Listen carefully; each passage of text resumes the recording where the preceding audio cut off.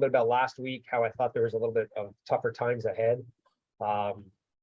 There's a lot going on in the markets globally, and inflation, and the Feds met this week, and you saw what happened on Friday when they were in Jackson Hole.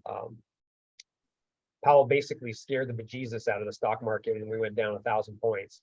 But let me share with you kind of where we're at right now, and kind of where I project things to be. So today we actually opened up down 45 basis points. So we're actually better off right now than we were. This is the projection of the 10-year. Now, the reason I'm showing the 10-year is typically when the 10-year goes up, mortgage rates go up, and the Fannie Mae kind of acts inversely. But I wanted to show you this pattern. We're creating our own levels of resistance here on this pattern, on this range, and the 10-year is kind of bounced on its low right here, and we're kind of going upward here. Well, we pierced through all of these Fibonacci levels, and we've gone through to the next level. Now we're piercing through this one, so we're expecting the 10-year to get all the way up to the 3.25. I really hope that we have some sort of economic news that's in our favor.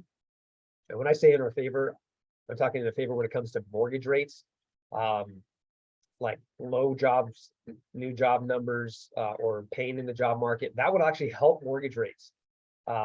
So we're above this line right here. This is the 10-year. We circle back over here to the Fannie Mae. We have a lot. We opened up worse, and we're actually getting better. So we opened up worse, and we're getting a little bit better. So right now, what we really want to happen is this to get higher. So we have a lot of range here, but that 10-year chart is going to keep us from moving here. So if we're stuck, if we keep going higher on the 10-year, we're going to lose ground here on the Fannie Mae 30-year. So I'm expecting rates to get a little bit worse. Let's jump right into my little presentation here. And I want to talk about kind of what we're going to be doing into next year as well. So inflation, guys, is still hot. We saw a month there where it wasn't a big increase. It kind of staled out because people really were wondering kind of what's going to be happening. The Feds are still very aggressive. They do think that the recession is inevitable. Try to spell out 10 times, but the Feds were really late to the game, guys. They were doing quantitative easing, QE, up until about 6 months ago, which is like February. They really should have pulled that back middle of or beginning of last year. And now they overshot it. So basically what they're pumping too much money into the markets for way too long. And they ran it, really overheated it, and it got crazy.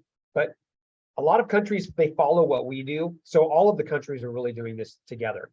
But now we're in QT mode, quantitative tightening mode, which means we're pulling back the money supply. And at the same time, we're increasing interest rates. So it's going to be interesting. Now, Europe is taking action again. They were a little late to the game. They started raising their rates as well, which is at one point when the dollar was strengthening, and now it's weakening because of Europe taking action as well. So that's going to lead to even more inflation, which is unfortunate. So it's going to get worse before it gets better. And we're all kind of watching the news carefully on what's happening in Europe with natural gas.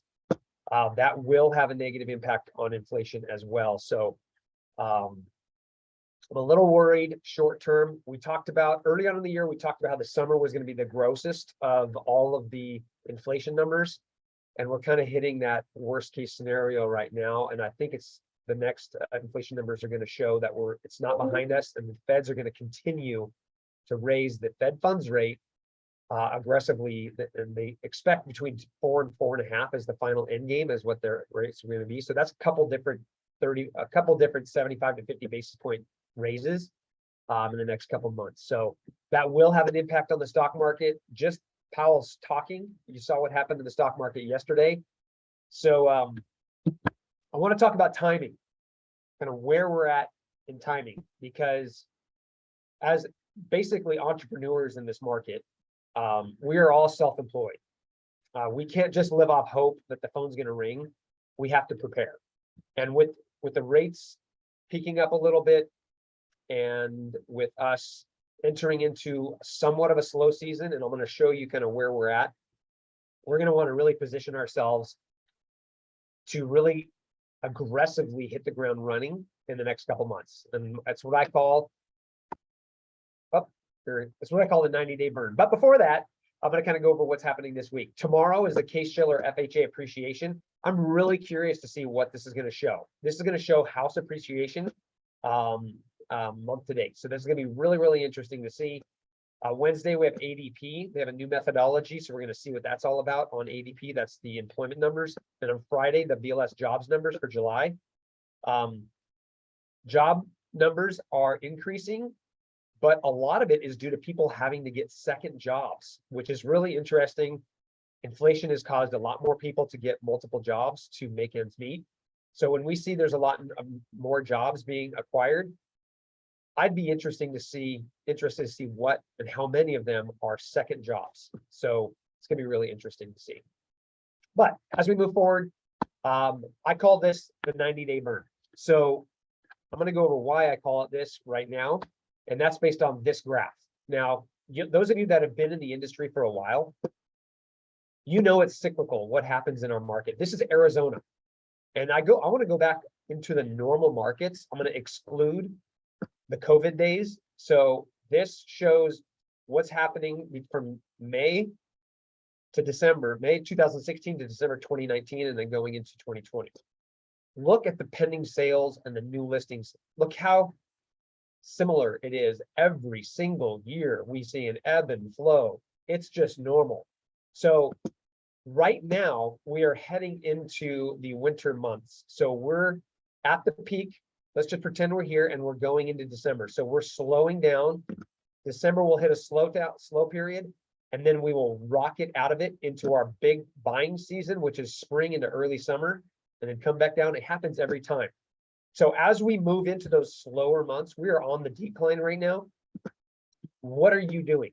Now, this is why I call it the 90-day burn. We want September, October, November, or October, November, December, whichever 3 months you want to utilize, to really ramp everything up so that when the markets do come back online, you're going to beat the competition and you're going to have more marketing efforts set up now while things are slowing. You need to be increasing and putting your wheels to the pavement and just tearing it up. So I'm going to try to go over this. This is what another graph shows as far as the best time to sell. As you can see, it's slow down here. This is for October. Right here, a normal. It's not a good time because it slows down. This slow period is when we all need to be really ramping up everything marketing. Don't slow down with the markets. We need to do the 90-day burn. So in the mortgage industry, a 90-day burn for me, and this can translate into any marketing, but a 90-day burn to me is planning mode. This is where you want to do your business model, your business plan. Do not wait like everyone else out there is going to wait till January 1. Let's do our new business plan. It's way too late. It's way too late because the buying season is just around the corner, and you're not going to reap the rewards that you will if you did it right now. So I want everyone to dust off their tablets and go into business planning mode. And you need to reevaluate absolutely everything and get everything ready for the next buy cycle. If we're going into a higher interest rate mode right now, things will be a little slower. It's the perfect time to just ramp everything up. So here's what I do. Here's what I'm going to be doing as we move forward through the year. First off, I'm going to evaluate my business. Like, where are my deals coming from? Where are the areas of my business I need to focus on? I need to really clean up. I need to really fine tune. And ask yourself, based on the last 12 months, if I was an employee of my own company, would I fire myself? Or would I give myself a raise? That's really what we need to be honest with ourselves about. Are there parts of our business that we need to have a conversation with ourselves and put us on like a 90-day evaluation to see if we can get ourselves back on track or we're fired? We need to be doing that to ourselves. It kind of sounds silly, but it's true. Like, look in the mirror and say, are you fired? Or do I want to duplicate what you just did by hiring somebody else to match exactly what you did the last 12 months? Most of us are our own worst critics, and we will probably want to fire ourselves. So look at those aspects of our business that we're lacking and dive into that and use the slow time to maximize what your next year is going to look like, and to really invest in yourself. I'm going to update my database. You should be doing the same. Go through your entire database, make sure everything's up to date, make sure you're setting your database up for success so that you're reaching out to people now, so that when buying season comes, you are first on their mind. Because when buying season does come again, when I say buying season, yes, people still buy now, but when the majority of people like to buy, which is in the springtime, we're ready for it. So update your database. The database is your gold mine. I know a lot of people are coming off of the Mike and Tom Ferry. So everything that he said, just this is the time to put everything into place. We talked about pillars, scheduling. If you don't schedule and time block your calendar, you are missing out. Aaron Hodson had some really good stuff in his Sell Well program on how to time block, how to do it appropriately for real estate. So if you're part of that Sell Well program, go into that time blocking. And this is the best time to really get efficient at time blocking. Create your pillars. This is the time to do it. Go through, find all of the different people that you want to create as revenue streams for your referral business in the future. Your accountants, your CPAs, your financial planners, your divorce attorneys, all of those people, real estate attorneys, trust advisors, any of those people, get a group of them, set that up now while it's slow. Narrow down your farm area. A lot of people have multiple farm areas. And when I say multiple, they're like, I want to do 4 or 5 different subdivisions for like a couple months at a time. Really hyper focus where you're going to be. Dial in your social media, make sure everything's accurate. Fix your websites to be accurate, like your LinkedIn, make sure it says the right things, make sure all the photos are updated. Do everything and reevaluate your support team. And this is critical.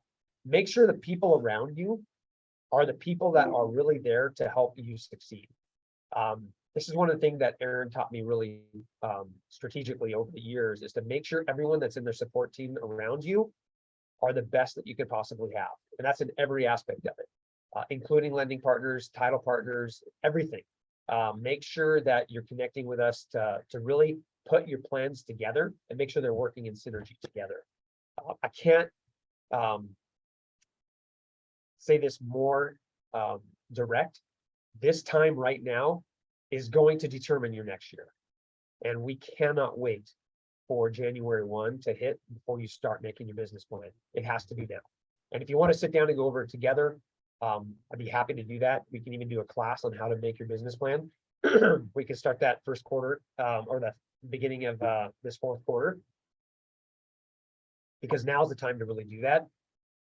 And I've been in this industry a long time, and those people in my industry that do this now have fantastic years for the following year. So we need to utilize this time to really maximize what we're doing. So that's what I call the 90-day burn. And I hope that you guys can join with me to kind of plan together, because it is a team effort. It's going to go over what we have to help maximize your potential as the year goes on, all the different marketing tools, everything. Excuse me. So any questions regarding the 90-day burn? Has anyone heard that term before, other than me saying it?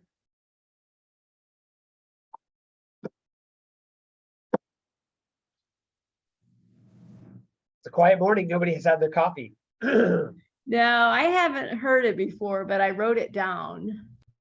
So it's important. The human nature is to, when the markets slow down, we slow down with it. And it's like when the water gets cold, we become cold. That's how we work. So when the markets are slowing down, do not follow suit. Be the opposite. Like, this is when we really need to crank things up. Like, work those extra hours instead of saying, now it's time to handle all my personal stuff and like do these things. And I've always wanted to go camping for a week, like I was thinking of doing. All of those things, we need to say, okay, time out. How can I use that time to get ready for the next year? And we have a lot of programs that can really help you guys with your business planning, to kind of look at different avenues and different business pillars that are out there. And that's why we need to really meet together. So let's communicate. Let's really use this fourth quarter to focus on not the negatives, but focus on the positive, because we're gonna go through some rough times, and they call it the dark winter with all of the natural gas issues that are gonna be happening in Europe. Natural gas is 10 times the price of what it was in Europe like 2 years ago. It is very expensive, and it's gonna have a trickle-down effect on everyone. Once we get out of that next year, we're gonna be back in the driver's mode, and that's gonna be behind us. And hopefully we'll see lower rates as well. So next year is gonna be better than where we're at right now. So let's prepare for it. So most economic people, most mortgage professionals that watch mortgage bonds and see what's happening, expect first to second quarter for rates to come back down. And we're gonna see a little bit of a peak, I think, into these summer months and into fall. We kind of knew that was gonna happen just based on inflation numbers, how they're averaging out. But it's gonna be an interesting market this next 3-4 months, guys. So hang in there and don't lose hope when we see rates trickle up again. Use this time that's slow to really ramp up next year, and let's work together to make it happen. So any mortgage questions out there, any specific scenarios that you guys are seeing? I know the buy downs are super popular now. They're happening almost every day. I get new requests for buy downs for numbers to help present to buyers and the sellers. So if you guys need that, it's always there. The cost of waiting, what higher interest rates now means for the future if you're buying now, and then what that means compared to renting. Some really interesting numbers there. Even if with higher rates now and rates increasing, it's still better than renting. So I have a lot of reports on that. So anything you need on that for support to help you through this tumultuous times with interest rates, I'm here for you, because the numbers don't lie. And we just need to make sure that people understand that rates will not always be high. There's always dips in rates, and we're still seeing appreciation. So tomorrow is actually been really interesting to see the appreciation through for real estate. So all right, any questions, guys? I know that was a little bit short question. Today. Yeah. I have a question, Sean. Obviously, because interest rates are going higher, but now with the inventory increasing and listings, staying on the market a little longer, first-time home buyers do have a good opportunity, and so that we can also have an opportunity to negotiate with some of the sellers. Do you have any first-time home buyer programs for first-time buyers? Yes, there's quite a few. You're going to see some more changes with Chenoa, but Chenoa removed their Fannie Mae portion, so now it's FHA only. The reasons are pretty complex, but essentially the Indian reservations by law are not allowed to make laws on non-Indian reservations. So there's some conflicts right there. So now Fannie Mae said, sorry, we can't authorize this program unless it's on Indian land. FHA is probably going to follow suit. So that program may be going away. But Home and 5, Home Plus, all of the grant program, those are still available. They're not as sexy as they used to be. A lot of the programs now with people that don't have the down payments are silent second mortgages. Or even second mortgages that have payments on them to give them the money for the down payment. There's still clawbacks on it, meaning you have to stay in the home 2 to 3 years, or you pay a portion of that back. But there's definitely programs out there. Keep in mind, we still have the 1% program for our Heroes program. That's for anyone in healthcare, teachers, first responders. It's a great program. FHA is meant for first-time home buyers with lower credit or with lack of overall strength. It really is a lot more liberal in helping them get into homes. Conventional is a little bit more strict, but both allow 3.5% for FHA, 3% for conventional, and then the grant programs bolt onto that to give you that down payment assistance. But they definitely still need help, and that's where in a market like this, you can have a lot of room for negotiations to have closing costs paid for. Whereas a year or two ago, that was not an option at all to get the sellers to pay closing costs. So now's a good time to get them back ramping up. Interest rates are higher. So what they were looking at before, their expectations are still kind of out of whack. But you present to them the seller buy downs, which can still help them get lower rates. And again, I'm going to do a TikTok on this today. I'm going to basically say to the world, if I can get you a rate at 4% today, would you buy? Would you buy real estate if interest rates were in the 4s? If that answer is yes, message me because I've got a program for you that may be able to do that. That's what we need to have that conversation with everyone, because even with higher rates, a buy down to get you there will get you a payment that's within your range. Whether the seller's paying for it or you can pay for it yourself, it just depends on kind of where you're at. Some of the buyers right now that I have are saying, you know what, on my comfort level is this payment. What will it take to get me there? I don't care what it takes. This is my comfort level. And we're buying that down and they're paying for it, or we're asking the sellers to pay for it. So with first-time home buyers, that's a way to help them get them in as well. Obviously, you can use that negotiating power in this market to either pay for closing costs or buy the breakdown. But yes, there are lots of good programs that are still out there. But be careful with the Chenoa, that may be gone before we know it. Thank you. You're very welcome. Hopefully that wasn't too long-winded for you. Nope, not at all. Right. I have another question with that, with regards to, you said you had like for a 1% program for healthcare industry. Is Yeah. that healthcare, does that mean like even those who have been working in a Heart Institute office for 5 years? Does that just constitute? Okay. Okay. Yeah, I mean, nurses, doctors, now if they're not a healthcare provider, like they just work for an office, there's Mhm. some little idiosyncrasies in the guidelines that we need to be careful of. So just let me know what they do, and then we will figure out if they're eligible for that program. But it is Okay. a fantastic program. Thank And that's you. one of the things you can really use to market as well. Anyone in healthcare, first responders, say like, hey, if we can have the sellers pay for all your closing costs and I can help you buy a home right now out of $500,000 home with only $5,000 out of pocket, would you do it? So we need to really help get the word out, because that is a fantastic program.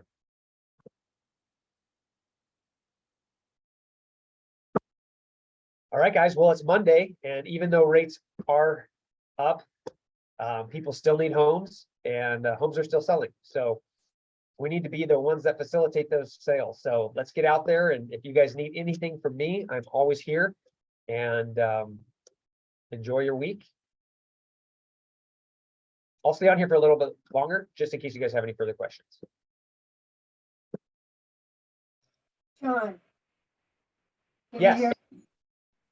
So I got a call over the weekend. Somebody said he was needing an FHA loan, but he was looking at different grants for down payment. And he's like, I'm supposed to take that grant to my lender. Is that even a possibility? So there's a couple programs that are outside of the loan programs, I guess you could say. Some county-specific programs that are private institutions or private charities that do offer some very unique down payment options or grants. So if they do have one, we've seen them in the past. They're rare, but if they have one, a lot of times there's a lot more limitations to them. But bring them to me to see if the loan programs will allow them. There are some unique ones out there, so I wouldn't discount it. Let me know what the institution is or what the nonprofit is that is going to be helping them. But absolutely, that could be a possibility. That's definitely something we want to look into.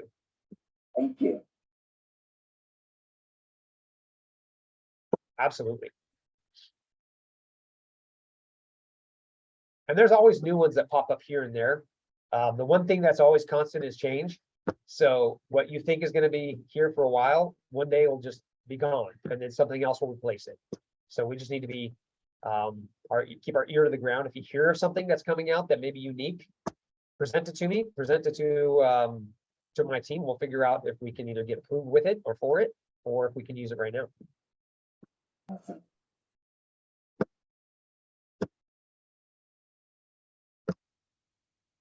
All right, good question. Have a great week. All right, guys. Well, enjoy your week. Again, I'll hang out here for just a little bit, and we will talk to you guys soon.